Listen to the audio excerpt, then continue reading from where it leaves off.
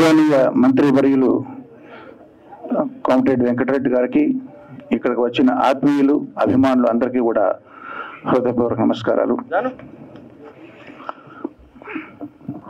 దాదాపు 2.5 సంవత్సరాల క్రితం పాటని ఆయుధంగా మలిచిన యోధుడు, వాగ్గేయకారుడు, మహామనిషి గద్దరన్న నా కోసం వచ్చి స్వయంగా, తమ్ముడు నేను ఒక పాట కంపోజ్ చేశాను, దానికి నువ్వు ఆర్కెస్ట్రేషన్ చేసి పెట్టాలి, ఎందుకంటే నీ ఆర్కెస్ట్రేషన్ నాకు చాలా ఇష్టం అని ఆయన అడగగానే ఒప్పుకుని ఈ పాట బానిసలాల 2 అనే పాటకి సంగీతం చేయడం ద్వారా పరిచయం వ్యక్తులు బొమ్మాకు మురళి, ఆయన సామ్రాజ్యం. అక్కడికి వెళ్ళి ఆ సందర్భంగా ఆయనకు ఆర్ఎఫ్సి అంత పెద్దది కాదు కానీ ఆయనకంటూ ఫిల్మ్ సిటీ ఉంది బోడుపల్లిలో. అప్పుడు ఆయన చెప్పింది ఏంటంటే, సినిమా తీయాలనే ఉత్సాహం ఉన్నటువంటి ఔత్సాహిక కళాకారులు అందరూ ఉంటారండి, వారికి కావాల్సిన వసతులు వాళ్ళు ఫ్రీగా ఇక్కడ స్టే చేయడానికి రూమ్స్ కానీ, ఎడిటింగ్ షూట్ కానీ, తర్వాత షూటింగ్ చేసుకోవడానికి ఎక్విప్మెంట్ కానీ అన్నీ మేము చాలా తక్కువగా లేదా ఆల్మోస్ట్ ఫ్రీగా నేను ప్రొవైడ్ చేయాలని నా సంకల్పం అండి. ఎందుకంటే నేను అట్లా వచ్చిన వాడిని కాబట్టి అని నాకు చెప్పారు. అని చెప్పిన విధానం బాగా నచ్చింది. ఆ రకంగా వారితో ప్రయాణం మొదలైంది. ఈ కల్చరల్ ఎవల్యూషన్కి సంబంధించినటువంటి ఈ ఇండియా ఫైల్స్ అనే సినిమా ఇంకొక పాట కూడా ఉందంటే మీరు పాడితే మాకు ఇష్టం అన్నారు.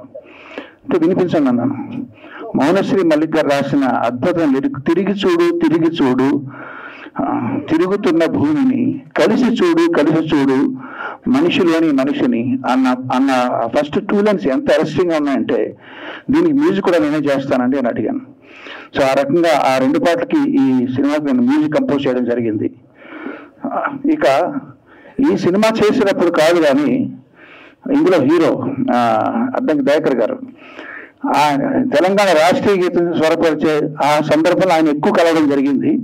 నేను కనిపెట్టిన విషయం ఏంటంటే, ఆయన చాలా ప్లెయిన్ హార్టెడ్ వాళ్ళు ఎలా యాక్ట్ చేస్తారు, యాక్ట్ చేయడం రాదు ఆయన అన్నట్టే. సో యాక్ట్ చేయడం రాదు కాబట్టి ఆయన ఈ సినిమాలో జీవించుంటారు ఆ పాత్రలో. So all the best Dayakar గారు, మీకు ఈ సినిమా మంచి పేరు తెచ్చిపెట్టాలి అనే అభిమానంతో నేను చెప్తున్నాను. మరి ఏ ప్రాజెక్ట్ కైనా పనిచేసినప్పుడు అండి కష్ట నష్టాలు ఉంటాయి. మరి మీరు ఏమైనా ఇబ్బంది పడ్డారా ఈ సినిమా చేసినప్పుడు అంటే ఒకే ఒక ఇబ్బంది కలిగింది, సభాముఖంగా చెప్తున్నాను. ఈ పాట రికార్డ్ చేయడానికి మేము చెన్నై వెళ్ళేటప్పుడు నేను, మురళి గారు, ఎగ్జిక్యూటివ్ ప్రొడ్యూసర్ కనకదుర్గ, మేము వెళ్ళేటప్పుడు ఫ్లైట్ టేకాఫ్ అయిన వెంటనే కనకదుర్గ గారు ఒక పెద్ద మూట ఓపెన్ చేశారు.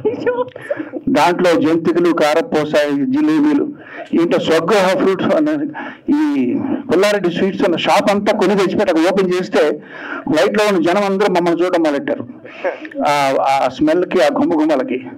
సో చాలా ఇబ్బంది పడ్డాను. దుర్గ గారు మళ్ళీ అట్లాంటి పనులు చేయకండి, ఎందుకంటే ఫ్లైట్ లో మనం ఏం తినాలన్నా తాగాలన్నా వాళ్ళే ఇస్తారు కాబట్టి మనం సైలెంట్ అయిపోవడం బెటర్. చాలా చక్కటి ఎక్స్పీరియన్స్ అండి.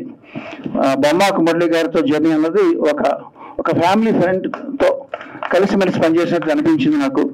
ఆల్ ది బెస్ట్ మురళి గారు. ఈ కార్యక్రమానికి వచ్చిన పెద్దలందరికీ కూడా నా శుభాభినందనలు. థ్యాంక్స్ అండి.